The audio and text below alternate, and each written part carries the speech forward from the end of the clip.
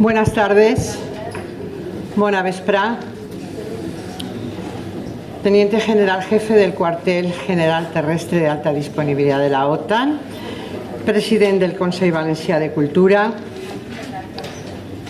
Delegado de Defensa, Directora General de Representación ante la Unión Europea y las Comunidades Autónomas, Directores Generales,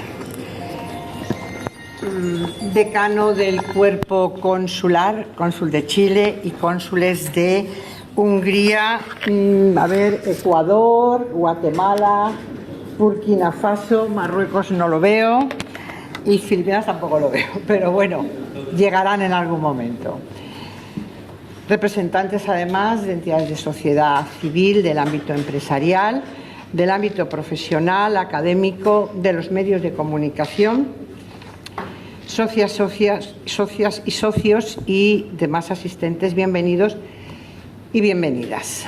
Le doy la bienvenida en nombre del Club de Encuentro a María de Andrés, directora de la Oficina del Parlamento Europeo en nuestro país.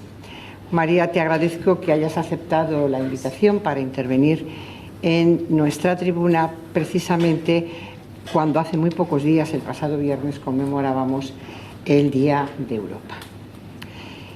Nosotros, como entidad de sociedad civil, plural e independiente, pues esta jornada de hoy tiene gran interés por dos motivos. El primero de ellos, porque la Eurocámara es el órgano que nos representa a todos los ciudadanos europeos, que elegimos su composición, y además porque su función legislativa tiene una incidencia directa en la vida cotidiana de todos nosotros. Y el segundo motivo, porque vivimos un momento histórico geopolíticamente en el que planean dudas sobre la identidad, sobre la fortaleza y sobre el futuro de la Unión Europea. Por ello, antes de cederle la palabra a Álvaro Bombal, que es miembro de la Junta Directiva, él es jurista y politólogo, consultor de asuntos públicos y va a ser el presentador de María, me gustaría que comenzáramos esta sesión evocando una reflexión recurrente de la que fue la primera presidenta del Parlamento Europeo, Simone Veil, que decía, de manera recurrente, no es textual, por supuesto, que Europa puede aportarnos muchas cosas y que en cualquier caso, o de hecho, estando juntos llegaremos más lejos. Y ahí lo dejo. Simplemente le paso la palabra ya a Álvaro. Cuando quieras, procede a la presentación de María. Pues encantado. Pues creo que lo vamos a ver. Ahí sí. ¿Aquí? Sí, pues aquí, ya está. Da igual.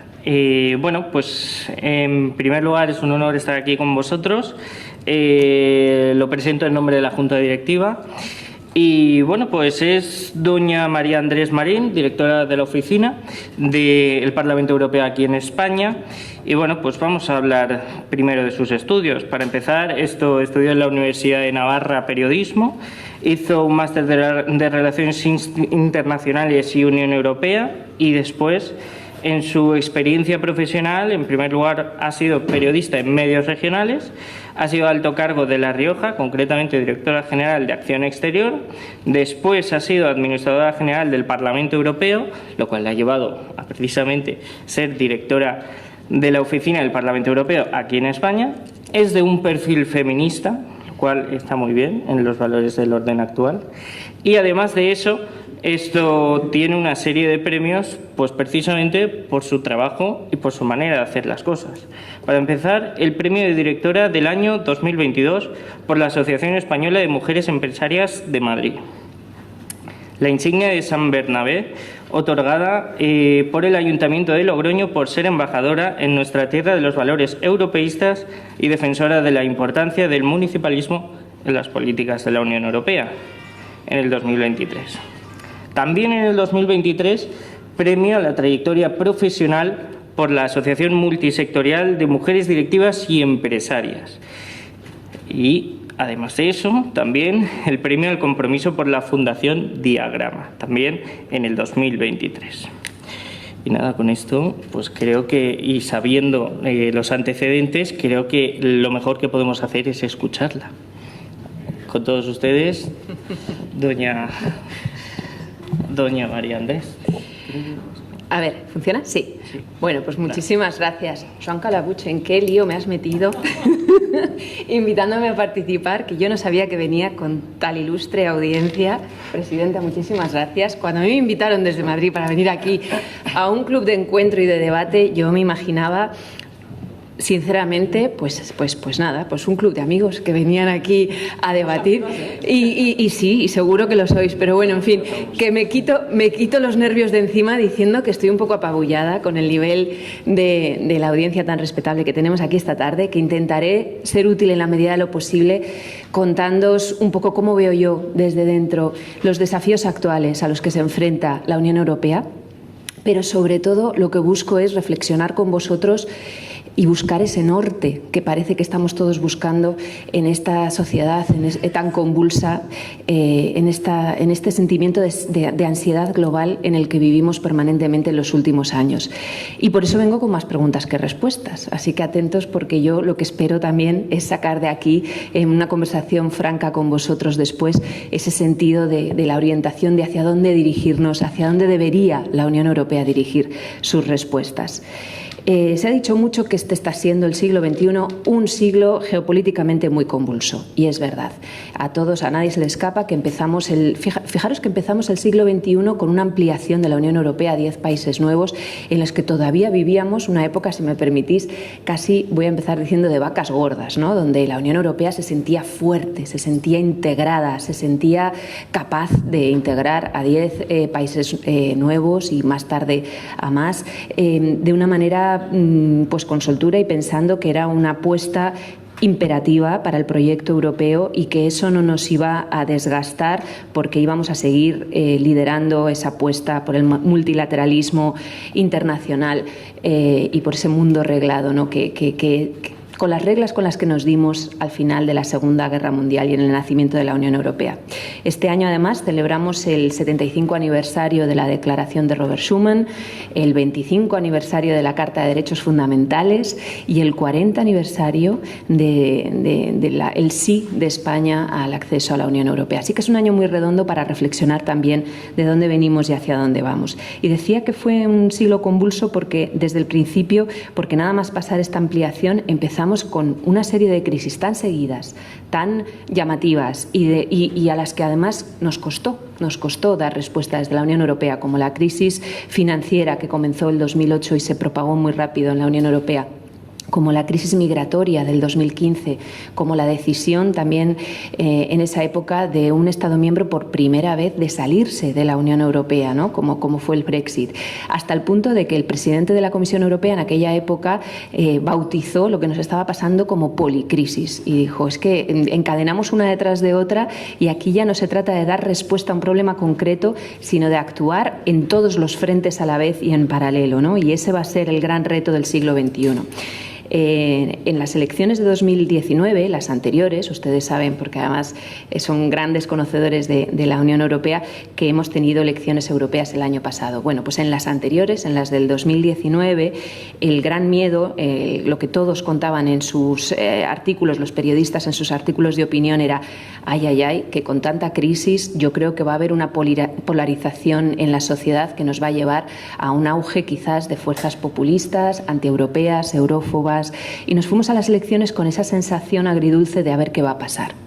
La realidad en las elecciones de la Unión Europea del 2019 fue que hubo un 23% de fuerzas eurófobas, de extrema izquierda, de extrema derecha, más en el arco de la extrema derecha, de contenido y de matiz tremendamente antieuropeo, que habían descubierto que no servía de nada, además, preconizar la salida de la Unión Europea de sus países, porque al Reino Unido no le había acabado de salir bien todo aquello y estaba metido en un lío tremendo de cómo conseguir salir de la Unión Europea y qué consecuencias iba a tener aquello para su sociedad y para su economía, pero sí entrar con fuerza a aquellos partidos políticos de países como Países Bajos, como ya empezaba mucho en Francia, en una serie de países en el este, la idea de entrar con fuerza para desde dentro renacionalizar las políticas de la Unión Europea, para desde dentro intentar cambiar ese poder federalizador que se le había otorgado a la Unión Europea para responder a toda una serie de retos globales. Y como solo eran un 23% y además estaban muy desunidos, la realidad de la legislatura pasada fue que tuvieron poco impacto en la legislatura, en sus votos, en sus decisiones, no tuvieron la capacidad de marcar la agenda de la Unión Europea. Eso significó que el Parlamento Europeo continuó siendo esa máquina de fabricar consensos tan necesaria que habíamos tenido hasta el momento para lidiar. Pensábamos que veníamos de una época de policrisis y que necesitábamos una época un poco más tranquilita, ¿verdad? Y fue empezar las elecciones del 2019 y el bautismo de fuego fue el COVID, una pandemia que nos encerró a todos en casa y de la que no supimos al principio cómo reaccionar, con un impulso además de renacionalización muchas veces, de acordaros de aquellos robos de los respiradores, que las cosas, el mercado único se fragmentaba, las cosas no llegaban, teníamos un impulso muy de sálvese quien pueda, pero muy rápido la Unión Europea supo dar respuestas sorprendiendo a todo el mundo, a la opinión pública mundial, a pesar de las dificultades, pues con una apuesta mancomunada por una investigación por las vacunas, que acabó siendo una realidad, y por un plan de recuperación económico que acabó salvando las economías de la Unión Europea. Yo creo que ahí supimos demostrar que habíamos aprendido los errores de la crisis financiera del 2008, en el que un grado excesivo quizás de austeridad en todos estos planes, el aplicar una doctrina única a todos los países, el endeudar a aquellos países precisamente que peor lo estaban pasando durante la crisis, nos habían dejado una idea muy clara de que por ahí no iban bien las cosas, de que necesitábamos otro tipo de recetas.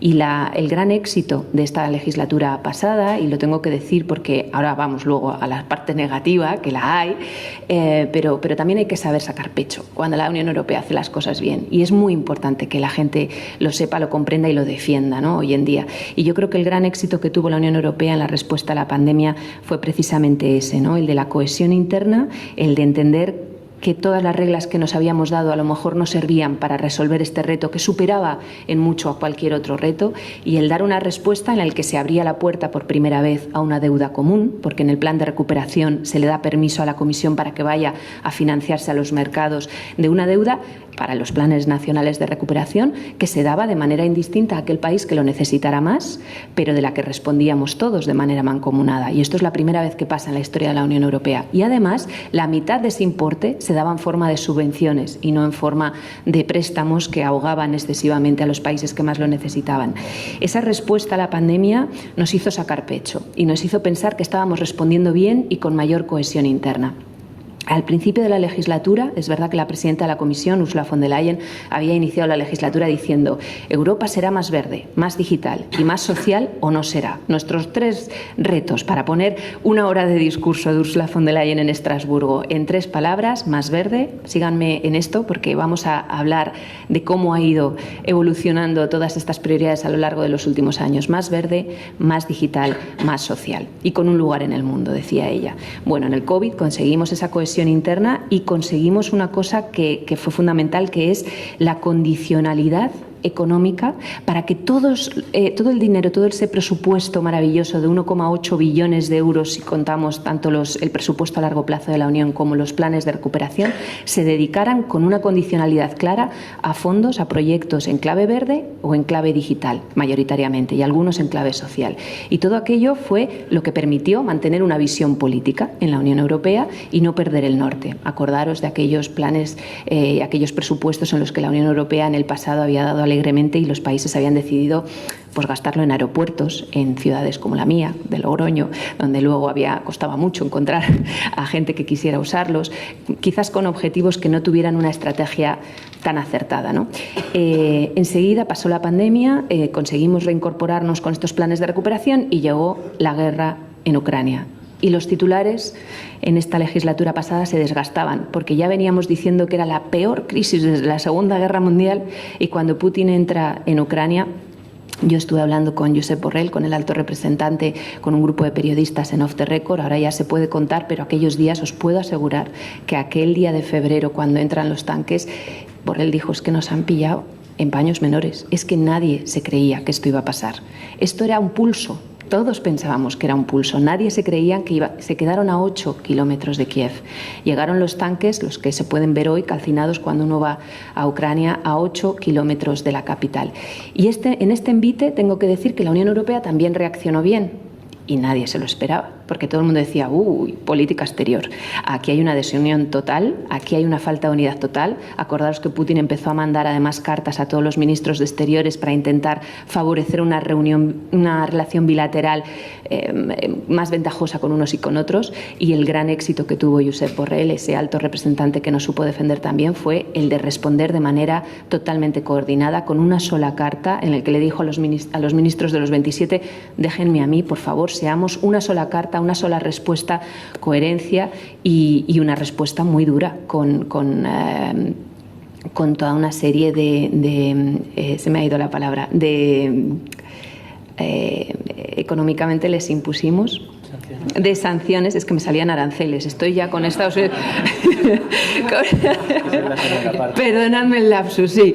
Con una serie de sanciones a una velocidad de vértigo, porque a los 3 o 4 días de la invasión ya se estaban debatiendo y ya se estaba aprobando la primera tanda de sanciones a Rusia, y con un cambio de paradigma tremendo en el que una Unión Europea creada para la paz acabó sirviendo para la fabricación de armamento y la financiación de armamento para la defensa de un tercer Estado miembro. Imaginaros, o sea, esto unos meses antes se lo cuentas a alguien y se muere de risa en Bruselas. Nadie hubiera imaginado que aquel instrumento europeo para la paz hubiera podido ser posible, y además de una manera tan rápida, ¿no? La defensa de Ucrania fue inequívoca y nos dio una sensación de asertividad tremenda, importante y necesaria en un mundo que todos empezábamos a ver que era un poco convulso y que estaba el patio muy revuelto. Y en estas circunstancias llegamos a las elecciones del año pasado, ya voy llegando al momento presente, en el que podíamos sacar pecho en la campaña electoral. Habíamos superado el COVID, habíamos superado la guerra en Ucrania. Teníamos una mancha en el expediente. La mancha se llamaba Israel y Palestina, en un conflicto en Oriente Próximo donde todo lo que he dicho de Ucrania no vale cuando uno examina lo que hemos hecho, lo que estamos haciendo en Oriente Medio, donde la mochila alemana pesaba mucho en algunos dirigentes a la hora de tratar con Israel, y donde la asimetría en los intereses en la relación con Israel, la incapacidad de algunos de distanciarse, de coger esa distancia necesaria con Israel, habiendo sido víctima histórica en países como Alemania, les dificultaba mucho el denunciar lo que estaba ocurriendo y el ponerle freno a lo que está haciendo hoy Israel. Y esa falta de respuesta unitaria está pesando mucho en la Unión Europea. Fue, yo creo, la gran mancha en el expediente de una reputación que, por lo demás, podemos decir que sacamos con honores en una legislatura en la que había sido todo muy complicado. Un reto que además queda por resolver, pero bueno, podemos hablar de esto más adelante, pero yo creo que lo peor de todo lo que está pasando, en Oriente Medio es básicamente un genocidio que no estamos sabiendo parar, y que en muchos países, no en España, que se denuncia mucho y se intenta movilizar a la Unión Europea en contra y a favor de Palestina, pero en muchos países se está mirando hacia otro lado. Fue la falta, desde la perspectiva europea, lo peor que está ocurriendo es una falta de unidad en la respuesta, que nos divide, que nos fragiliza como Unión Europea, y que además hace saltar por los aires la buena reputación que tenemos en el resto de políticas de la Unión Europea, donde hemos estado sabiendo dar una buena respuesta, ¿no? Cuando uno tiene un doble estándar y trata diferente a un país que a otro, y a unos les exige una cosa y a otros la contraria, pues se pierde mucho la legitimidad, y eso es lo que nos está ocurriendo en Oriente Próximo, pero luego hablaremos de ello. Llegamos a las elecciones de 2024 con esa mancha en el expediente, pero habiendo sacado pecho en la resolución de los otros temas, ¿no? Y llegamos a unas elecciones en las que la participación vuelve a rondar el 50%. Es verdad que en la Unión Europea, en las elecciones, es verdad que rompemos esa tendencia abstencionista que había habido en las elecciones anteriores hasta el 2019, donde cada vez se votaba menos, cada vez había más desafección. En el 2019 por primera vez sube la tasa de participación y se mantiene constante en el 2024. Pero bueno, siguen siendo unas elecciones. Yo intento ser muy sincera. Yo estoy reflexionando con vosotros lo que yo veo desde dentro. Para mí, las elecciones europeas son todo. Bueno, me trago toda la campaña, estoy planificando desde 2 años y medio antes qué les vamos a contar, cómo vamos a comunicarnos con el ciudadano, cómo vamos a encontrar esos puntos de emoción que les hagan sentirse orgullosos y que les hagan entender lo importante que es. La realidad es que siguen siendo para una parte muy importante de la ciudadanía unas elecciones de segundo orden, donde la gente vota premio o castigo al Gobierno nacional, donde la gente no entiende para qué sirve el papel de los eurodiputados y donde nos falta hacer muchísima pedagogía. Y si uno se pone a pensar que hasta más del 50% de las leyes que se aprueban en el Congreso vienen de Europa y son transposición directa de directivas, pues ¿por qué no entender que tan importante por lo menos es votar a la persona que tú quieres que te represente en el Congreso que a la persona que te va a representar en el Parlamento Europeo? Todavía más importante porque hay muchos de los retos que son globales y que solo se solucionan con una respuesta global desde la Unión Europea. Pero bueno, parece que esto es mucho más difícil de entender de lo que yo pienso y parece que no lo hemos sabido transmitir así de bien a los ciudadanos en muchas ocasiones. Y que la gente vota premio o castigo y la gente vota experimentando. Porque como no se juega nada, o eso piensan ellos cuando votan en el Parlamento Europeo, pues así emergen nuevos partidos. Partidos como Podemos o Ciudadanos nacen de unas elecciones europeas, como Se acabó la fiesta, que nace ahora. Y de nuevo volvían los viejos fantasmas de las elecciones anteriores y la gente empezó a decir, uy, esta extrema derecha tan nacionalista, tan eurófoba, porque la extrema izquierda también está ahí y también es peligrosa, pero es verdad que con una representación mucho menor. Y decíamos, bueno, pero no se han sabido organizar en la legislatura pasada, llegan desunidos, lo único que les une es su capacidad de decir que no a las cosas, pero no tienen una capacidad de bloqueo porque no llegan a un tercio. ¿Qué es lo que pasó de representación en la Cámara? ¿Qué es lo que pasó en estas elecciones pasadas? Bueno, podemos decir, yo si tuviera que poner un titular como periodista diría, salvamos los muebles. Conseguimos que ese centro proeuropeo constructivo con el que siempre se habían sabido sacar consensos adelante, estoy hablando de los grandes grupos de la Eurocámara como el Partido Popular Europeo, los socialistas y demócratas, los liberales o los verdes, si aglutinamos a todas estas fuerzas, podemos decir que 6 de cada 10 eurodiputados en esta legislatura pertenecen a ese centro constructivo proeuropeo. Así lo bautizó la presidenta Roberta Metsola después de las elecciones y así se denomina muchas veces, ¿no? Esa gran mayoría. 6 de cada 10. ¿Os parece mucho? ¿Les parece mucho? ¿Les parece poco? Hay 4 de cada 10 que no pertenecen a ese centro constructivo proeuropeo. Y la gran mayoría está aglutinada a la derecha del arco parlamentario y con unas tesis bastante nacionalistas y bastante antieuropeas. En el fondo, cuando uno analiza las estadísticas, que es lo que hicimos todos después de las elecciones para ver qué capacidad de bloqueo podrían tener, bloqueo a la hora de tomar decisiones desde la Unión Europea, ceder competencias a la Unión Europea para resolver las futuras crisis que no sabíamos cuáles iban a ser, pero que ya nos íbamos dando cuenta de que no iban a parar con la guerra de Ucrania o con Oriente Medio, pues se da cuenta de que esas fuerzas eurófobas suben del 23 al 26% en el Parlamento Europeo. Y entonces dijimos, bueno, pues tampoco para tanto. Bien, hemos salvado los muebles. ¿Cuál ha sido la gran diferencia? Yo diría que hay 2 diferencias y eso es lo que quería compartir con vosotros, con ustedes, no sé cómo llamaros.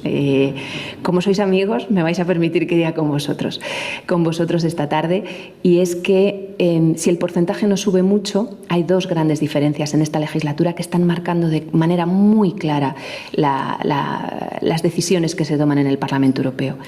Por un lado, el hecho de que esta vez sí que están coordinados, esta vez sí tienen una agenda común, esta vez se financian entre ellos y además reciben financiación de partidos y de entornos como el Kremlin, por ejemplo. Está más que demostrado y uno puede buscar en la hemeroteca y hay muchísimas pruebas de que, por ejemplo, desde el Kremlin se han financiado partidos como el de Le Pen.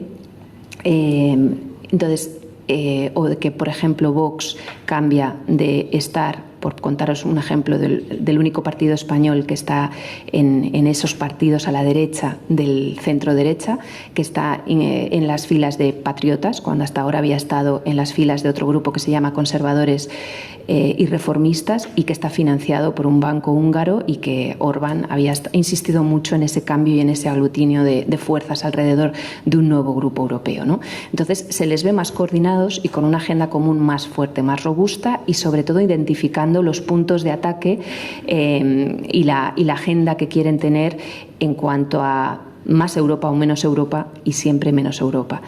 Entiéndanme bien que yo estoy intentando, y además me juego el puesto en ello, no ser ideológicamente, no tener una marca ideológica. Yo no hablo de derechas o de izquierdas, yo no hablo de centro, de arriba, de abajo, de verde, de rojo, de amarillo. La línea que yo estoy intentando trazar es a favor de Europa, a favor de una federalización europea y de ceder más competencias y resolver desde la Unión Europea los problemas que nos afligen, o a favor de renacionalizar las políticas y diluir el poder de la Unión Europea. Y ahí es donde yo establezco esa línea que veo muy clara, ¿no? Esa sería la primera consecuencia en estas elecciones. La segunda es que por primera vez, y esto lo van a reconocer porque ha pasado lo mismo en el Gobierno español, en el Parlamento español, por primera vez hay una aritmética parlamentaria, no ha pasado ahora en el Parlamento, pero me van a entender, la falta de mayorías claras. Hay por primera vez una aritmética parlamentaria que permite dos mayorías alternativas en el Parlamento Europeo. Veníamos de una época muy cómoda en la que los mismos se necesitaban a los mismos todo el rato para tomar decisiones. PP, socialistas, o votaban juntos o ninguno era capaz de sacar una mayoría parlamentaria alternativa. Entonces se necesitaban, eran obligatoriamente una gran coalición. Por eso teníamos esa gran máquina de fabricar consensos. Por eso el problema solía estar en el Consejo, que exige unanimidad, pero nunca en el Parlamento, porque estaba claro que se necesitaban y acababan llegando siempre a una mayoría constructiva de centro. Unas veces con los liberales, otras veces con los verdes. Por primera vez en esta legislatura, el PPE puede optar por esa mayoría de centro constructiva proeuropea que he mencionado, o por aliarse con los otros grupos que están a la derecha, a su derecha en la Eurocámara, y sacar esa mayoría alternativa que se ha exhibido en algunos votos de la Eurocámara, y que se llama la mayoría venezolana o de Venezuela allí, porque la primera vez que se utilizó fue en una resolución sobre Venezuela. Bueno, ¿eso qué hace? ¿Eso qué provoca? ¿Eso es bueno o es malo? Es la democracia, es lo que los ciudadanos han votado, ¿verdad? Y aquí hay que respetarlo. Lo que ocurre es que cuando tenemos un Parlamento polarizado y fragilizado, con mayorías más difíciles de construir y con diferentes alternativas en este caso, existe una fragilidad en una institución que estaba acostumbrada a funcionar a una marcha muy veloz y a ser un poco la más constructiva en el juego institucional con el Consejo a la hora de adoptar decisiones. Así que ese juego de mayoría, de esa nueva aritmética, pues nos complica un poco la vida a la hora de adoptar directivas, reglamentos, a la hora de pasar decisiones, y la realidad es que está polarizando también un poco los debates en el Parlamento Europeo. Bueno o malo, ustedes deciden, ustedes juzgan, pero sí que es verdad que es una casa más difícil de manejar, donde ya no es tan previsible cuál va a ser el resultado de cada voto. En las elecciones, además, me gustaría hacer un inciso muy rápido con qué está pasando con los jóvenes de toda Europa. Porque antes lo hablaba con alguno de vosotros que me decíais, yo creo mucho, un profesor de universidad que me decía, yo creo mucho en los jóvenes, a mí me parecen muy constructivos, siguen siendo muy idealistas, y es verdad, los que estudian ciencias políticas en la universidad seguro que sí. Pero cuando uno mira las estadísticas, cuando uno intenta entender qué está ocurriendo en países como en Francia, como en Alemania, donde la extrema derecha ha sacado unos resultados tremendos en las últimas elecciones europeas, el partido de Le Pen o la AfD, partido neonazi, calificado como tal en la Unión Europea, se da cuenta de que el votante suele ser sobre todo mayoritariamente joven y entre 25 y 30 años, ¿no? Y sobre todo más veces varón que mujer. La mujer tiene una tendencia, la mujer joven en Europa, a votar extrema izquierda, a posicionarse en partidos nuevos de extrema izquierda y a defender el feminismo. Y el varón joven, os estoy haciendo una radiografía después de leer millones de encuestas en muchos países de la Unión Europea. Lo que os estoy diciendo es una tendencia general que se está cumpliendo y que también se cumplió en España en las elecciones europeas. Y el varón joven tiene esa tendencia a no creer, a tener una desafección política por los partidos tradicionales de centro derecha y centro izquierda, no le convencen, y a ir irse más a un extremo derecha y a nuevos partidos de nuevo cuño con una tendencia más eurófoba también. Esto hay que hacérselo mirar, porque estamos perdiendo a los jóvenes, porque los partidos de centro no están sabiendo comunicarse con ellos, hablar de los temas que les interesan, resolver. Bueno, estoy en una región como Valencia, donde además la desafección política provocada por la gestión de la Dana es un tema en el que no quiero entrar, pero que sé que ha abonado muchísimo esa autocrítica en general de todo tipo de gobiernos, de todos los niveles. Y hay que hacérselo mirar, de verdad, porque estamos perdiendo a los jóvenes y no podemos dar la democracia por sentado y no podemos dar un sistema como el de la Unión Europea por sentado si tenemos unos jóvenes en los que las últimas encuestas, por ejemplo en España, daban que solo el 61,8% de hombres de 18 a 25 años consideran que la democracia es su opción favorita. Y más alarmante aún, hasta un 16,4% de los jóvenes varones 18-25 años admiten que bajo ciertas circunstancias favorecerían un régimen autoritario. Bien, ¿qué resultado tuvimos en estas elecciones? Y ya pasamos a los desafíos actuales y futuros. Pues la realidad es que ese 26% de fuerzas de extrema derecha, sobre todo, y de tinte más eurófobo, golpearon muy fuerte a los países más grandes de la Unión Europea. Acordaros de lo que supuso las elecciones europeas, el caos que supuso para Francia, con la subida fortísima de Le Pen, lo que ha supuesto en Alemania con una repetición electoral en el que el nuevo canciller ha salido con una debilidad que hasta el último día, en las últimas elecciones, ha tenido que salir ahí con una repetición de votación que no había pasado nunca.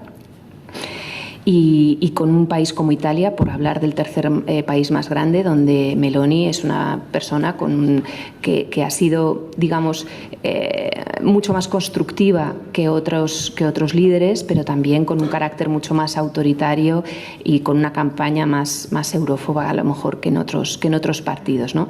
Y ahí la estabilidad en los países grandes vienen, fíjese bien, de España y de Polonia, que son el cuarto y el quinto país por orden.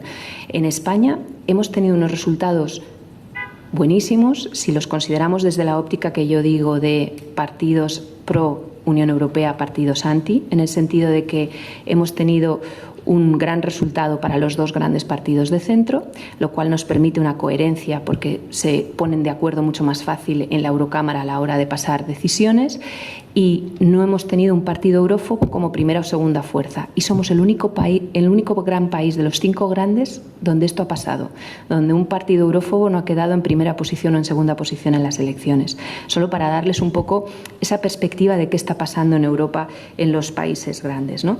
Y vamos a dejar de hablar de las elecciones, vamos a entrar ya de lleno en lo que es esa redefinición de prioridades, esa situación y esos desafíos del futuro.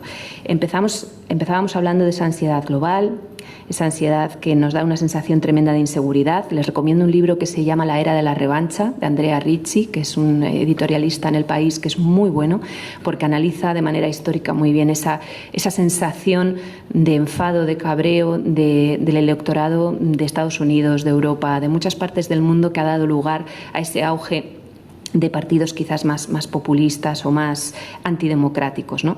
Y todo eso nos lleva a 3 desafíos. Si yo tuviera que definir cuáles son los desafíos en esta legislatura, con este nuevo equilibrio de fuerzas en el Parlamento Europeo, lo definiría como 2 desafíos, sobre todo, el externo y el interno. Y los desafíos externos, una triple dependencia que nos hemos dado cuenta que nos hemos metido nosotros solos en ella y que no estamos sabiendo bien cómo salir.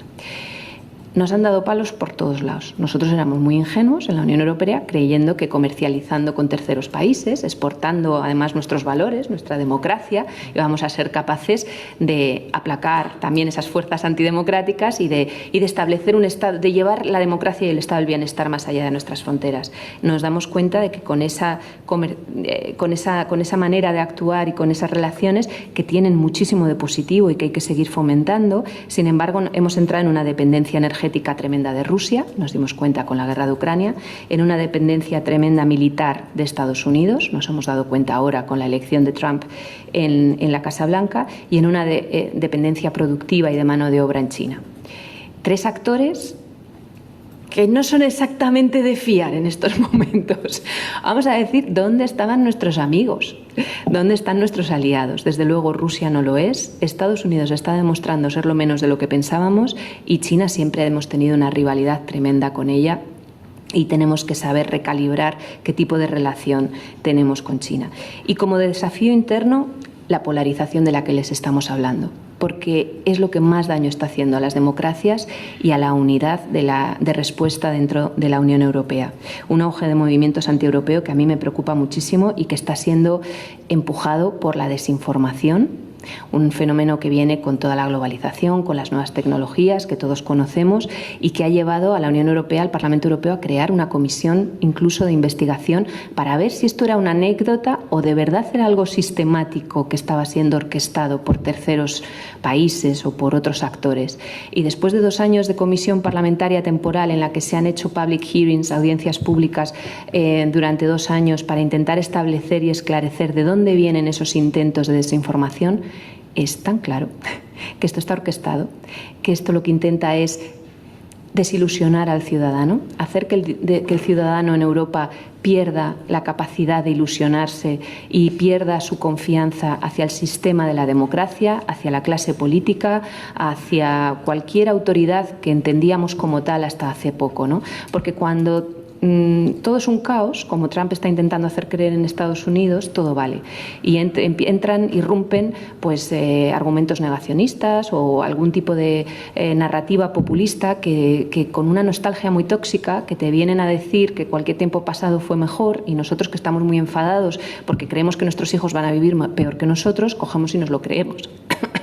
Y eso hace mucho daño a las sociedades democráticas porque es nuestra vulnerabilidad.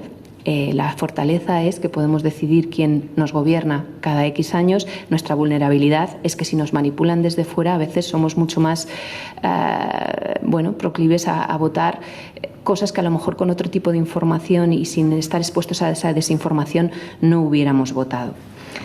Ejemplos, Elon Musk haciendo campaña por AfD durante las elecciones en Alemania, invitando con unas narrativas muy manipuladoras en Instagram, las elecciones en Rumanía, que tuvieron que repetirse, donde un candidato desconocido que nadie apenas conocía, de repente en 15 días logró una popularidad tremenda, que era un candidato pro-Kremlin y que nadie llegaba a conocer y que invalidaron el resultado por temor a un ejercicio de desinformación que se ha contrastado, pero no se acaba de ver bien si realmente viene del Kremlin o no. Parece que sí, pero bueno, ahí hay sus luces y sus sombras, pero ha provocado una repetición electoral. O el último, esta semana, el referéndum sobre el euro en Bulgaria, un país que ya había aceptado entrar en el euro, que entra en enero del 2026, donde todo el mundo lo daba por sentado, donde todo el proceso de ratificación ya estaba ahí, y de repente hay un presidente pro-Kremlin mucho más discordante que su primer ministro, que ha decidido que lo va a someter a referéndum y que está también pues creando unas narrativas con muchísima desinformación en las redes sociales, ¿no?, que están afectando al debate en Bulgaria. ¿Cuáles son las tendencias en política interna? ¿Qué está provocando todos estos desafíos, tanto los externos como los internos? Pues yo empezaría hablando de esa polarización, que no voy a incidir más porque ya hemos hablado.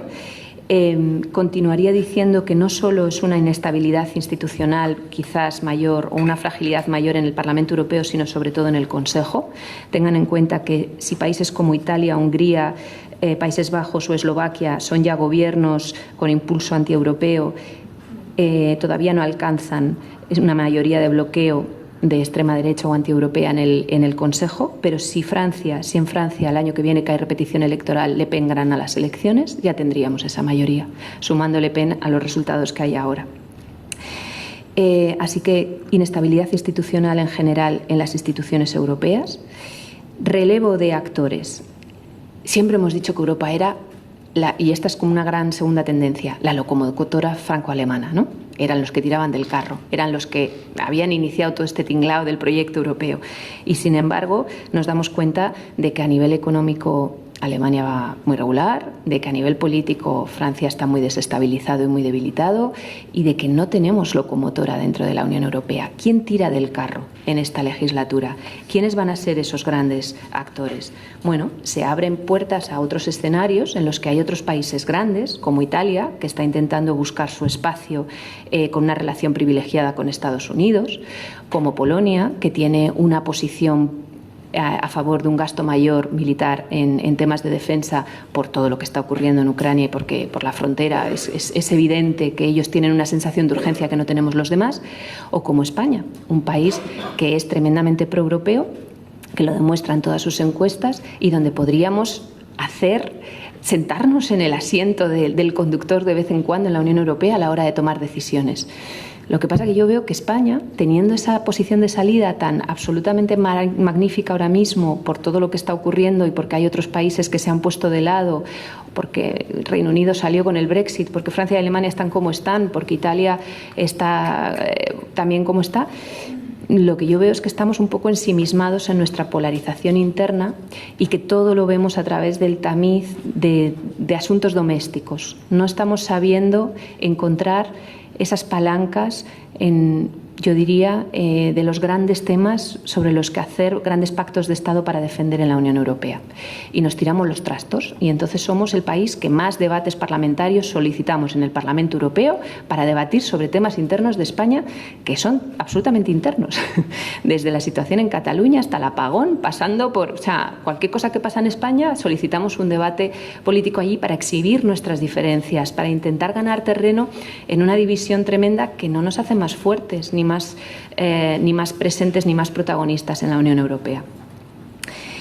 Ese cambio de actores, además, viene con un desplazamiento del eje de interés. Fíjense que desde la ampliación al este y con todo lo que está ocurriendo en Ucrania, cada vez cobra más importancia ese sentimiento de urgencia que tienen, por ejemplo, en la defensa y en la autonomía estratégica todos los países del este de Europa.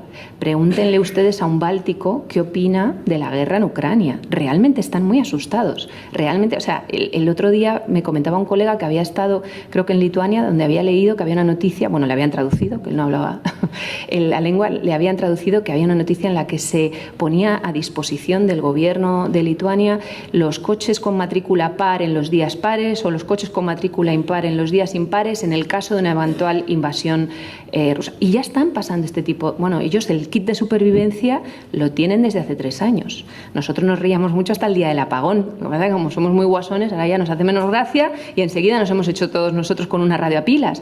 Pero la sensación es totalmente distinta en unos países que en otros. Y el peso que está tomando la sensación de urgencia, el conflicto bélico en Ucrania en el este, está armando muchas mayorías en el Parlamento Europeo, en el Consejo, en Europa. Y ese desplazamiento del eje de interés, con la locomotora gripada que tenemos en Francia y Alemania, está haciendo que hablemos de prioridades muy diferentes, ¿no? Y por último, por la necesidad que tenemos, ese cambio de actores, por la necesidad que tenemos en diversificar nuestras alianzas. Porque hasta ahora Estados Unidos era el gran aliado, pero, jolín, con la que está cayendo, con Rusia por un lado, China por otro, Estados Unidos, ¿con quién nos aliamos? Entonces hemos salido corriendo y la palabra es diversificar. Y entonces ya tenemos acuerdos comerciales firmados con países como ejemplo, que hay muchas otras maneras de diversificar nuestras relaciones, pero con países como Chile, como Nueva Zelanda, como Canadá, como Japón, como Singapur, Corea o Kenia. Estamos concluyendo las negociaciones o ya concluidas con Mercosur y con México y estamos empezando a negociar con países como Australia, como la India, como Indonesia o Emiratos Árabes Unidos, donde hasta ahora no habían sido socios preferentes. No les habíamos mirado a la cara y les habíamos dicho queremos estar con vosotros, somos compañeros de viaje. Y ese cambio de actores, pues claro, descoloca muchísimo porque hay que empezar de cero, porque nuestro cuerpo diplomático no tiene las relaciones que tenían con la Casa Blanca, para empezar. Entonces, toda esta construcción de nuevas reglas del juego está afectando muchísimo también en la Unión Europea. Y tercera gran tendencia, habíamos hablado del cambio de actores, ahora vamos a hablar del cambio de modelo. Decía Gramsci, Antonio Gramsci, que el viejo mundo se muere ya en la Segunda Guerra Mundial, que es un pensador, era un ideólogo comunista en Italia, antifascista, que decía, el viejo mundo se muere y el nuevo está por llegar. Y en ese claroscuro surgen los monstruos. Y yo me acordaba de esa frase, que ya ha citado algún otro también en Bruselas, y creo que sin tener en cuenta cualquier ideología, derechas e izquierdas de nuevo, creo que refleja muy bien la sensación de incertidumbre en la que estamos viviendo. Nos habíamos dado una serie de reglas después de la Segunda Guerra Mundial, que es un sistema multilateral, internacional, basado en reglas internacionales y organismos internacionales, que parece estar saltando por los aires. ¿Estamos verdaderamente asistiendo a un cambio en las reglas del juego? ¿O se trata de una anécdota transitoria y cuando Trump se vaya volvemos todos corriendo y vuelve a ser todo como habíamos soñado, ¿no? Y nos despertamos de un mal sueño? ¿Estamos de verdad viviendo, como dicen los alemanes, ese Zeitenwende, que es ese punto de inflexión histórico? ¿O esto es una mota en el polvo de la historia y nuestros hijos ni lo van a estudiar en los libros? Qué difícil, ¿verdad? Qué difícil saberlo. Pues yo voy a hablar de 5 efectos que está teniendo esta sensación de inseguridad en el cambio de modelo. Y ya con esto termino y me encantará escucharos a vosotros. Primero, el proteccionismo. Cuando uno se siente amenazado, ¿hacia dónde sale corriendo? A proteger lo suyo. Todo ese multilateralismo, toda esa apertura de la que había hecho gala la Unión Europea, estamos viendo tendencias en muchos partidos políticos de todo tipo de signo hacia un mayor proteccionismo y a una autonomía estratégica mucho más fuerte dentro de la Unión Europea, que a veces imita un poco, suena un poco la música como la que suena en la Casa Blanca últimamente, ¿no? Y en esta legislatura, por eso, seguimos diciendo que creemos mucho en la lucha contra el cambio climático, que la queremos liderar y que creemos en el Pacto Verde, pero ya no lo llamamos Pacto Verde. Ahora lo hemos rebautizado y ahora lo llamamos Plan Industrial Verde. Y ahora hemos decidido que lo principal es la competitividad. Y entonces, porque aquí los apellidos y la jerga en la Unión Europea es muy importante. Joan se ríe, pero es que él sabe de qué hablo. Entonces le ponemos una etiqueta y cambiamos por dentro todo y entonces ya lo que era Pacto Verde lo es, pero bueno, a medias. Y entonces estamos cambiando con un matiz mucho más proteccionista hacia una mayor competitividad, hacia una mayor...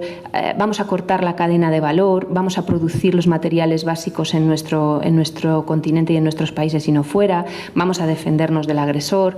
Y ese proteccionismo no se ve solo en un... Igual nos hemos pasado de frenada en el tema medioambiental. Y ahora me vais a decir, pues que igual nos hemos pasado de frenada. Es que hay muchas empresas en España que están hartas del Pacto Verde Europeo y de la diligencia de vida y de tú como consultor seguro que has oído hablar mucho de ello y cuántas empresas he tenido yo en nuestras conferencias diciéndonos, pues que si es que son kilos de papel, si es que mato árboles para intentar rellenar todos los formularios que me exiges para intentar demostrar que soy sostenible. Es que ayudadnos un poco más, que estamos perdiendo la batalla de la competitividad. Y con esos nuevos equilibrios políticos, y yo no digo que sea bueno o malo, digo que está ocurriendo, estamos viendo que hay un revisionismo importante en el Parlamento Europeo en esa ambición verde hacia una mucho mayor industrialización y esfuerzo por la competitividad. Entonces, un revisionismo de la ambición climática que no se veía en la legislatura pasada. Un intento de corregir, y eso me parece bueno y acertado, el exceso de regulación que ha habido quizás en la legislatura pasada, donde se nos ha podido ir un poquito la mano también con regular las comas y los acentos y estamos un poco agobiando a la gente en época de crisis cuando no se debería agobiar. Con una ley ómnibus, por ejemplo, que intenta precisamente eso, la simplificación. Pero ojo, porque aquí el matiz también es importante. No es lo mismo desregulación que simplificación. Porque si ustedes vean a un debate en el Parlamento Europeo y les empiezan a hablar de simplificación regulatoria, no es lo mismo que desregulación, que es un arco parlamentario, una parte del arco parlamentario que habla de renacionalizar todas las políticas. Entonces parece que se están poniendo de acuerdo, pero en el fondo no se están poniendo de acuerdo para nada. Y esto es importante. Y un mayor proteccionismo comercial. Y el gran ejemplo lo vemos con Mercosur.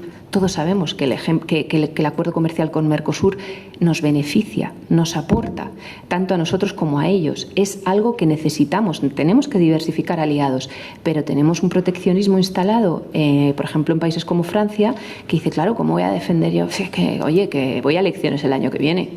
¿Cómo le voy a decir yo a los agricultores que voy a apostar por Mercosur? Y entonces tenemos ahí un mayor proteccionismo que nos hace pues arrastrar mucho los pies a la hora de apostar por respuestas más europeas.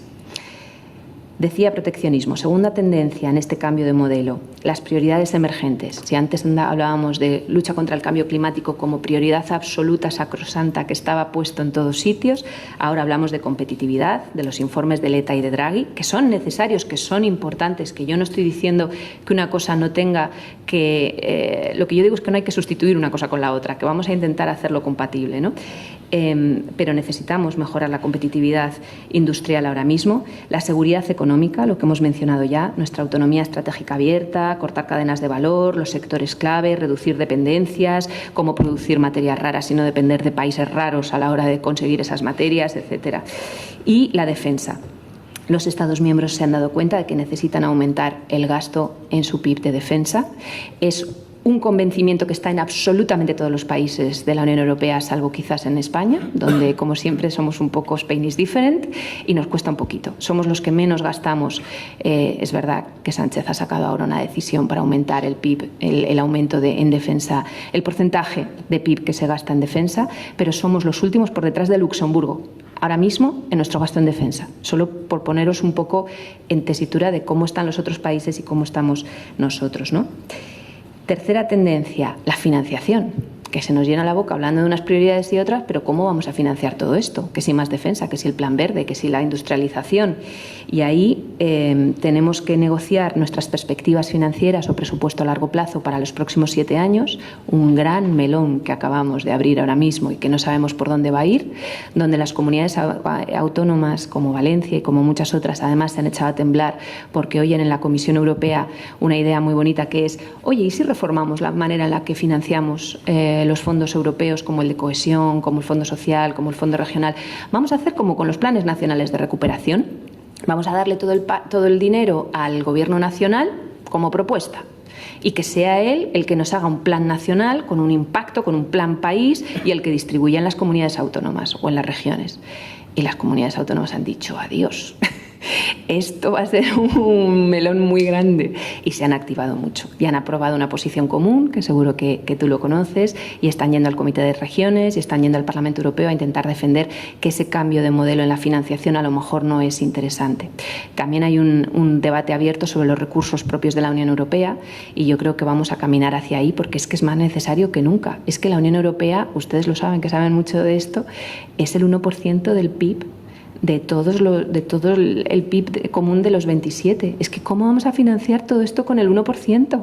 Y encima viene el Parlamento y dice, oiga, pero no me reduzca las becas Erasmus, oiga, que vienen los agricultores y que quieren sus naranjas en Valencia y están hartos de... Pues claro, pues necesitaremos un poquito más del 1%, ¿no? Vamos a pensar en algún tipo de recursos propios y ahí estamos con ese debate. Cuarta tendencia, a varias velocidades. Se había debatido mucho sobre si la Unión Europea avanzaba mejor en una Europa a varias velocidades o todos juntos, todos a una, fuente ovejuna. Y la tendencia clara, en época de crisis y en época donde se ve que la unanimidad nos lastra, pero no tenemos precisamente la mayoría suficiente o la unanimidad para adaptar los tratados con reformas para evitar esa unanimidad en el Consejo, pues igual las diferentes velocidades, como en Schengen, como en el euro, no nos vienen tan mal a la hora de avanzar en una política de seguridad y defensa, en una política militar.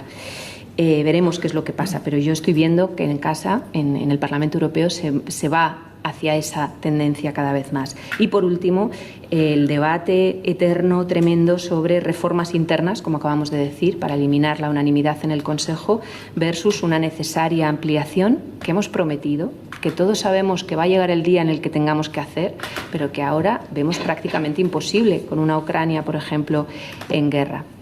Y como conclusión a todo esto, ya termino, lo siento si me he alargado mucho, Jean-Claude Juncker, ya ven que me gusta a mí mucho Jean-Claude Juncker, podía elegir citar a Ursula von der Leyen, pero es que me gustó mucho esta cita. Este señor era un señor que la soltaba sin filtro muchas veces en el Parlamento Europeo y en uno de los debates dijo, y creo que resume muy bien la situación, ¿no? Sabemos qué es lo que tenemos que hacer, pero no sabemos qué es lo que hay que hacer para que nos voten después de haber hecho lo que debemos hacer. Y yo creo que esto resume muy bien lo que está ocurriendo ahora mismo en el Parlamento Europeo, en el Consejo, en la Comisión, allá donde se tienen que tomar decisiones arriesgadas en un momento políticamente muy complejo. con el riesgo que tenemos para la erosión de nuestras democracias, como acabamos de decir, con una polarización tremenda y donde cada uno se agarra a las opiniones, a las encuestas y a los votos de su electorado, intentando repetir, intentando que además no seguir, que no haya ese sangrado de votos hacia un extremo o hacia otro que dificulta después también la toma de decisiones. Así que si yo debería definir a nuestro mayor enemigo, para concluir con esta definición de los retos y amenazas a la Unión Europea hoy, diría que nuestro mayor enemigo no es Putin, que nuestro mayor enemigo no es China, que nuestro mayor enemigo ni siquiera es Trump, que nuestro mayor enemigo hoy es la posible falta de unidad, es la inercia que tenemos en la Unión Europea a dar por sentada la democracia y a no defender lo que tenemos como proyecto, esa Unión Europea que creamos hace 75 años y que nos está salvando de una globalización con efectos muy negativos en cualquier otro país, y que las verdaderas fronteras de la Unión han dejado de estar en Grecia, en Lituania, en Portugal o en Bulgaria. Las verdaderas fronteras del proyecto europeo hoy, si queremos que sobreviva, están en el artículo 2 de los tratados, que es el que establece los valores de la Unión Europea, que es el que habla de defensa de dignidad humana, de libertad, de Estado de Derecho, de democracia y de igualdad. ¿Y o salvamos ese artículo o nos vamos todos al garete? Y aquí lo dejo. Gracias.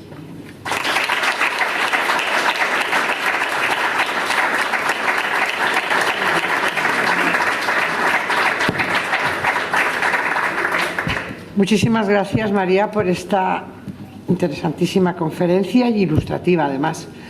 Como te hemos dicho, ahora vamos a abrir un turno de preguntas. Si alguna persona del público tiene alguna pregunta para María.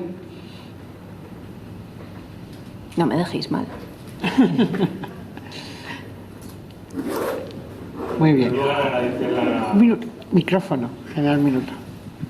Bueno, pues muchísimas gracias. ¿Se oye? Sí que se oye. ¿Sí o no? Sí, Ahora. sí. Bueno, muchísimas gracias por la conferencia, donde se ha hecho, yo creo que muy resumidamente, una disección muy buena de la situación que yo comparto grandemente, ¿eh? O sea que muchas gracias por esa síntesis de todo eso. Hay una pregunta, a lo mejor me salgo del guión, pero ¿qué visión hay desde Europa o desde el corazón de las instituciones europeas sobre el vacío que se ha quedado en África? África es nuestro vecino del sur. Lo hemos abandonado, por lo que sea, pero se ha abandonado no hace tanto. Y bueno, todos pensamos en el este, pero en el sur también tenemos una amenaza latente y los espacios que ha dejado Europa se han ocupado muy rápido, ¿eh? Muy rápido. Ahora todos miramos al este, pero no podemos olvidar el sur, y eso para España es de especial interés. No sé un poco qué visión podrías aportarnos sobre eso. Yo veo, es una buenísima pregunta, yo veo mucha soledad en la postura que España tiene por necesidad propia para defender esa prioridad en las relaciones con África y con América Latina, por razones distintas pero muy claras, ¿no?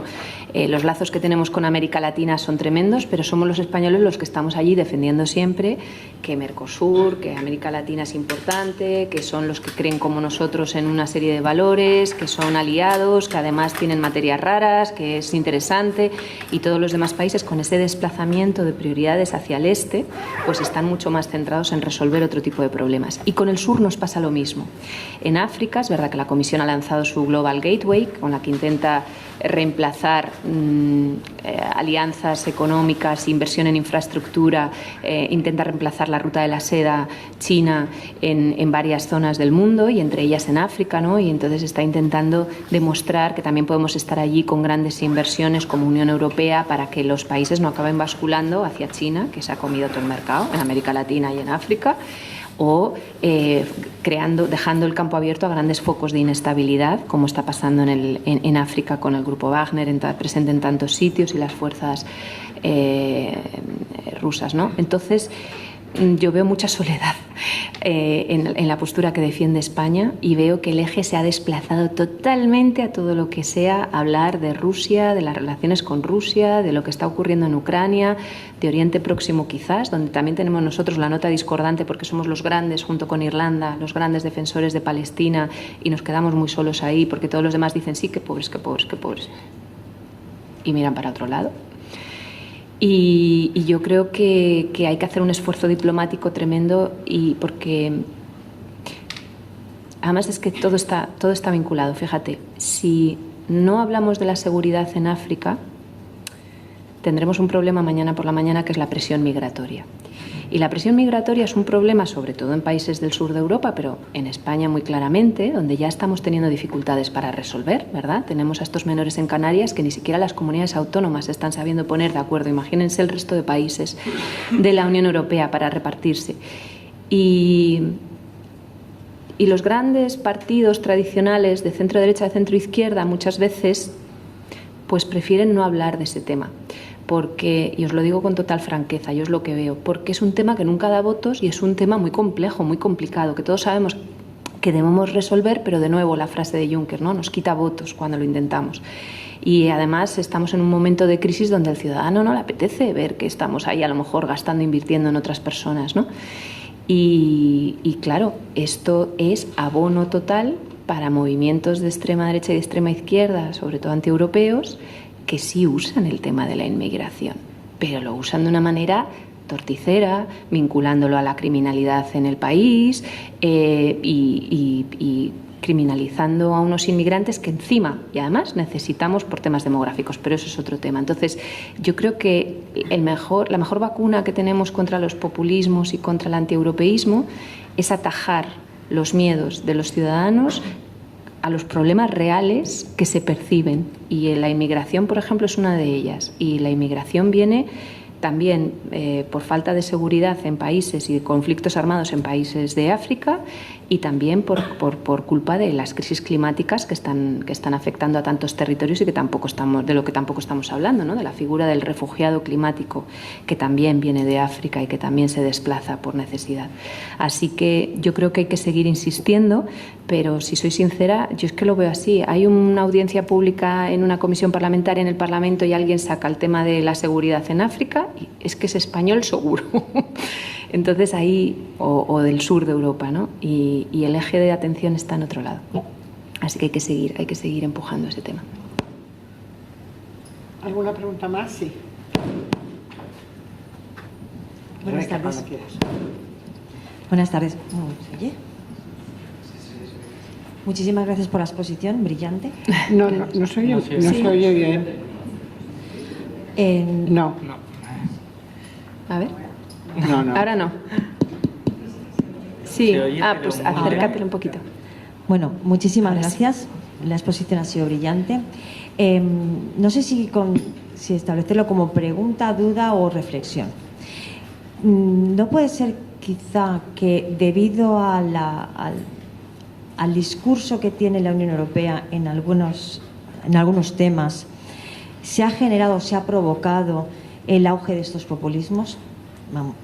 Concreto, cuando estamos hablando del tema migratorio, que es bastante complicado de gestionar, siempre yo tengo en la mente la imagen de el Mediterráneo, las personas que quieren llegar, toda la organización de la Unión Europea para intentar que las personas no puedan llegar. Estamos hablando de los pactos que tenemos con Turquía o los pactos que tenemos con Marruecos desde la Unión Europea, en la que se financia a estos países para contener la afluencia de migrantes a la Unión Europea, que llega a ser abuso por parte de estos estados. Cuando se ha agotado el dinero que ha llegado de la Unión Europea, abren las puertas, gestionan una presión migratoria y así recaudan más dinero. Entonces, la Unión Europea quizá no ha sido inteligente a la hora de tratar el tema migratorio de otra manera, de otra perspectiva, porque no solamente es por la falta de seguridad en determinados países o las crisis climáticas, pero también podemos ver la migración como una fuente de riqueza, porque tenemos que ser realistas, es decir, las pirámides demográficas en la Unión Europea son inversas y necesitamos mucha mano de obra para determinados puestos de trabajo que la gente europea no quiere hacer. Entonces, ¿no crees que tanto en tema migratorio como en otros temas la Unión Europea no ha sabido gestionar de una manera más adecuada la información? Totalmente. Incluso sentirnos algo por debajo a la hora de negociar, por ejemplo, con Estados Unidos. Yo veo que la Unión Europea como que se siente por debajo Podemos estar perfectamente al mismo nivel de Estados Unidos. Entonces, no sé qué opinas. Gracias. Gracias. A ver, sí. Si yo tuviera la respuesta. Tienes toda la razón. Es un poco como en el caso de Oriente Próximo. Ahí ha habido un uso de doble estándar, de narrativas de incoherencias total, en el que todos decimos que al inmigrante hay que protegerlo, el derecho de asilo, que además los necesitamos económicamente, pero esas narrativas se quedan un poco en papel mojado y lo que nos preocupa es el votante que está preocupado por la presión migratoria. Y entonces queremos securizar Europa. Y entonces empezamos a hacer acuerdos económicos con los países que los contienen porque no sabemos otra manera y porque hemos comprobado que cuando entran a través de las fronteras de un país en un lapso de tiempo reducido y en un número más elevado de lo normal, se provocan unas crisis políticas de muy difícil solución que además enquistan el problema. Estoy hablando de Lampedusa, estoy hablando del este de Europa cuando Merkel tuvo que decidir sí o no a 1 millón de inmigrantes que entraban por el este, por la guerra de Siria. Las decisiones fueron distintas. Merkel le costó muchísimos votos, pero les dijo pasen y vean, entren, no pueden quedarse fuera. Tienen ustedes derecho a asilo y el desgaste ha sido enorme. No se están dando soluciones buenas y todavía les digo más, eran tan conscientes en la legislatura anterior de que este era un tema muy enquistado, que o se solucionaba en esa legislatura o en la siguiente, que iba a haber mayor auge de partidos quizás eurófobos, no se iba a solucionar, que se puso una presión tremenda por pasar el pacto migratorio, que es el pacto con el que contamos hoy para distribuir digamos la ayuda en la distribución de personas migrantes, tremenda, y se consiguió salvar por los pelos. Y en Bruselas se vio como un éxito, porque dijeron o lo aprobamos ahora o en la legislatura que viene esto no lo saca ni Rita. Y efectivamente en esta legislatura con estas mayorías no lo hubiéramos sacado adelante. ¿Es un pacto bueno? Pues no. Pero la Unión Europea yo es que soy muy sincera, se caracteriza siempre por buscar el mínimo común denominador para solucionar los problemas y para sacar adelante soluciones que no acaben de contentar a nadie, pero tampoco acaben de condenar a nadie, ¿no? Y este fue el sistema que se encontró. Primero, fuimos más ambiciosos. ¿Cómo se ha intentado gestionar el tema de la inmigración? Que también a lo mejor hay gente que aquí no lo sabe porque es un tema más técnico, ¿no? Al principio hubo cumbres con todo este lío, con Merkel y toda aquella crisis que venían del este, cumbres de 8 días, 7 noches, intentando alcanzar un acuerdo voluntario de distribución por cuotas. Y se alcanzó. Y el Consejo decidió, venga, pues en base a la población, en base de cada país, cada uno tiene que asumir una cuota. Entonces, porque no van a ser, es lo que llaman allí el burden sharing, el reparto de carga, ¿no? No vamos a ser los países frontera exterior de la Unión Europea los únicos que acogemos a estas personas que necesitan ser acogidas. Y además no hay fronteras interiores y entran y suben, como pasa en España con todos los del norte de África que van, por ejemplo, para Francia. Y aquello no se cumplió. Y hubo países del este, países muy nacionalistas, como Hungría, como Polonia, que dijeron, yo no colaboro. Y se les llevó al Tribunal de la Unión Europea. Y el Tribunal les obligó, y es que no hicieron ni caso, y entonces nunca cogieron. Entonces, al final se dijo, bueno, pues cuotas obligatorias. Y en las cuotas obligatorias hubo una negociación en la que se veía que era tan imposible sacar adelante un acuerdo en ese reparto de cuotas que se decidió, oiga, que usted no quiera acoger, pues paga por cada inmigrante que no acoge. Y entonces se le puso precio a cada inmigrante que no se acogía. Y lo que estoy diciendo es una verdad como un templo, porque es al final, creo que eran 15.000 euros por inmigrante. O sea, si a mí me tocan 100 y yo solo quiero 60, pues 40 por 15.000.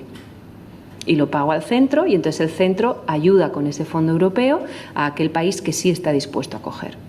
Y ese fue estoy simplificando muchísimo, pero ese fue un poco el acuerdo de reparto migratorio en el pacto migratorio que se pasó.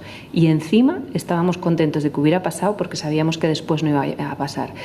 Los acuerdos bilaterales del Consejo con terceros países, que muchas veces no han sido ni siquiera ratificados o parte de un sistema más comunitarizado, una toma de decisiones más comunitarizada, sino que es el Consejo con este país que acuerda el pago de X millones para que lo hace también España con Marruecos. ¿Esto es pragmatismo? ¿Esto es realismo? ¿Esto es buenismo? ¿Esto es malismo? ¿Esto qué es? Pues esto es intentar gestionar una situación que nos supera y que no estamos sabiendo hacer mejor. Y encima somos idiotas porque no nos damos cuenta de que les necesitamos. Podemos necesitar ser muy egoístas y pedir solo mano de obra más cualificada, menos cualificada, pero está claro que países como España tienen un problema demográfico tremendo y que les vamos a necesitar para soportar nuestras pensiones mañana por la mañana. Pero, gran tema para los eurófobos de Europa. Con eso ganan. Fijaros, a los chavales jóvenes que os decía que los chicos votaban más extrema derecha, las chicas más extrema izquierda y que las chicas eran más por el feminismo, los chicos en contra del feminismo, ¿no? Entonces, hemos estudiado cómo funciona el tema de las redes y cómo les van enganchando. Y hay un tema, lo que pasa es que voy a intentar ser muy breve, pero es que hay un tema fascinante. Les enganchan con vídeos de TikTok y con imágenes y con narrativas en las que se les dice a la manosfera, al macherío, a los chavales jóvenes que piensan, que se sienten amenazados por una mujer que dice que tiene los mismos derechos que ellos, empiezan a decirles, no, vamos a hacer talleres de masculinidad, vamos a hacer porque están agrediendo tus derechos, porque tú tienes unos derechos y estas mujeres van en contra. Entonces entran por el feminismo, consiguen convencerles, cuando les han conseguido convencer siguen con la inmigración, no me preguntes por qué, pero es otro tema que engancha. Entonces empiezan a criminalizar a los inmigrantes. Entonces todo es vídeos en los que, bueno, pasó con el COVID aquí, cuando empezábamos a abrir y había diferentes olas del COVID, pues hubo una comunidad autónoma donde un partido político empezó a decir que aquellas provincias donde han llegado pateras hay más criminalidad y hay más contagios de COVID porque han llegado las pateras, si estábamos todos metidos en casa todavía. O sea, una serie de narrativas, pero eso les engancha mucho a los jóvenes. Entonces es antifeminismo, migración, nacionalismo, banderita X y luego ya antieuropeísmo. Y, o sea, así, circular, pum, pum, pum, y en 3 días los tienen. Y no sabemos bien cómo desarticular todo esto. Pero ¿cuál es la narrativa que podemos utilizar? ¿Qué hacemos? ¿Vamos de buenos en la Unión Europea? Venga, bienvenidos todos. Eso tampoco soluciona los problemas, porque además luego no se cumple. Si es que luego no lo cumplimos.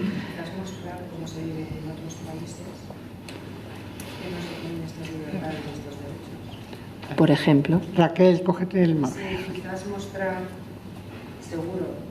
cómo se vive en otros países, sobre todo desde el punto de vista de las mujeres, cómo se vive en otros países sin nuestras libertades y nuestros derechos. Yo creo que eso es una campaña de información que la Unión Europea se está perdiendo. Y nosotros, bueno, pues esta Semana de Europa no paramos de hablar de lo mismo, ¿no? Donde me siento lo cuento. No se vive en ningún sitio en el mundo mejor que aquí. En ningún sitio. Y que en Valencia. Eso también.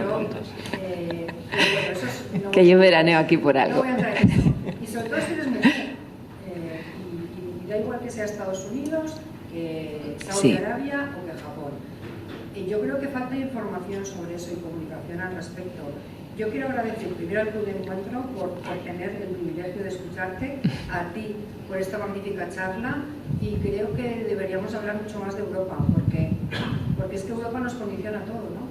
Y dándolo con lo que comentaban de la inmigración y de la opinión que tienen bueno, pues esos movimientos tan extremistas, creo que hace falta más cercanía con la ciudadanía, y ahí en las regiones tenemos un papel importante. Tenemos que hablar más de la Europa de las regiones. Sí.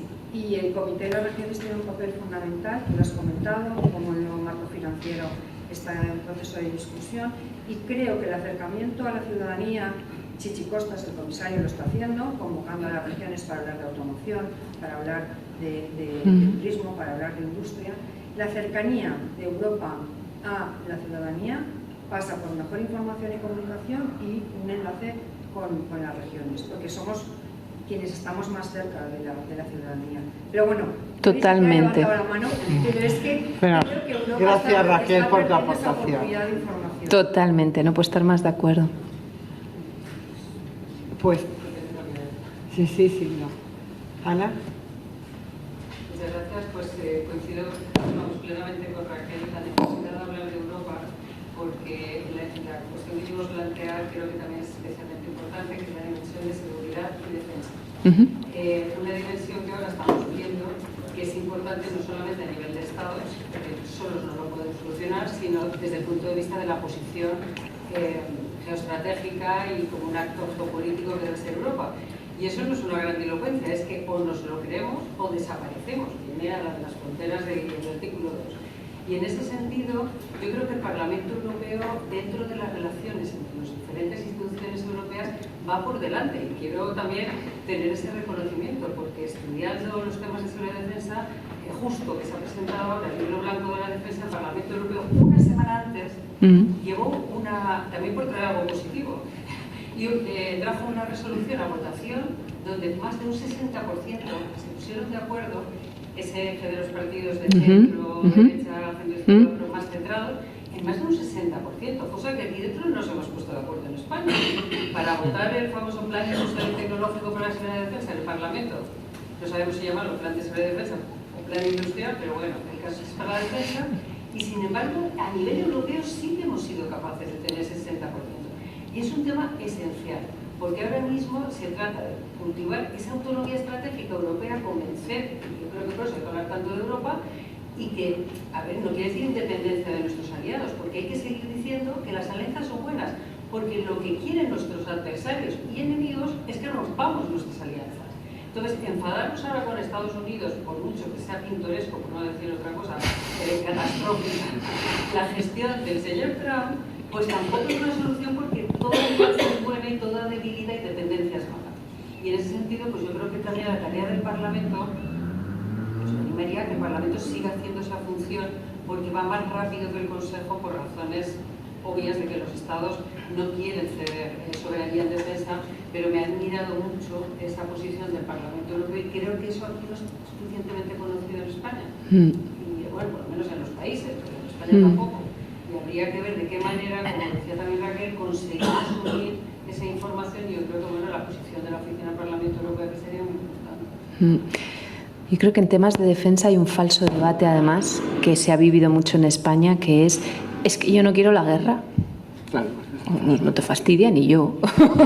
Pero ¿quién quiere la guerra aquí? Es que la Unión Europea es un proyecto de paz, y entonces, bueno, pues con eso desarticulan cualquier intento, ¿no?, de desarrollar una autonomía estratégica en temas de política de defensa o de seguridad.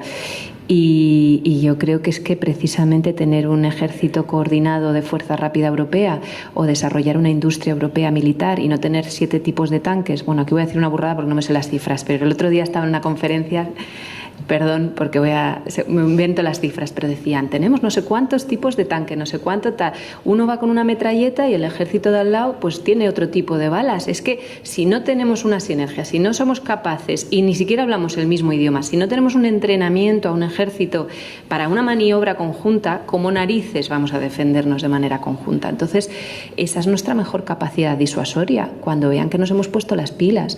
Y como a la ciudadanía le cuesta mucho invertir en defensa, porque eso ha sido tabú y ha sido una línea roja mucho tiempo en muchos países, no en el este. En el este están ya, Polonia, yo no me acuerdo ahora cuál es el porcentaje de PIB, pero creo que ha superado el 5%, si no me equivoco.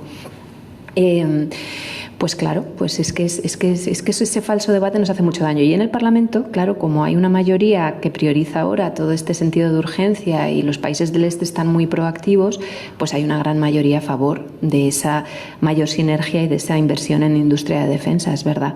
Y además va a ser una realidad. En los presupuestos a largo plazo de la Unión Europea se va a aumentar muchísimo, porque antes era muy pequeño además, la partida en gasto a industria de defensa. O sea que si alguien tiene ganas de invertir, es el momento, porque es una realidad y tienes toda la razón. Yo creo que hay que hacer mucha más pedagogía, y el Parlamento de momento se está poniendo las pilas en eso, está bien.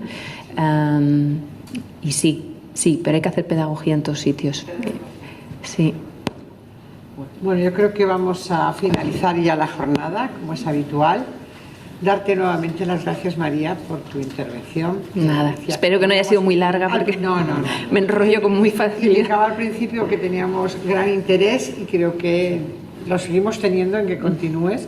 Ha sido muy interesante y muy ilustrativo. Gracias. Muchísimas gracias, sobre todo por tu sinceridad. Y también muchas gracias a todos los que habéis hecho aportaciones, porque de esto va el Coencuentro. Así que Levantamos Gracias. la sesión y nada más. Muy bien. Muchas gracias.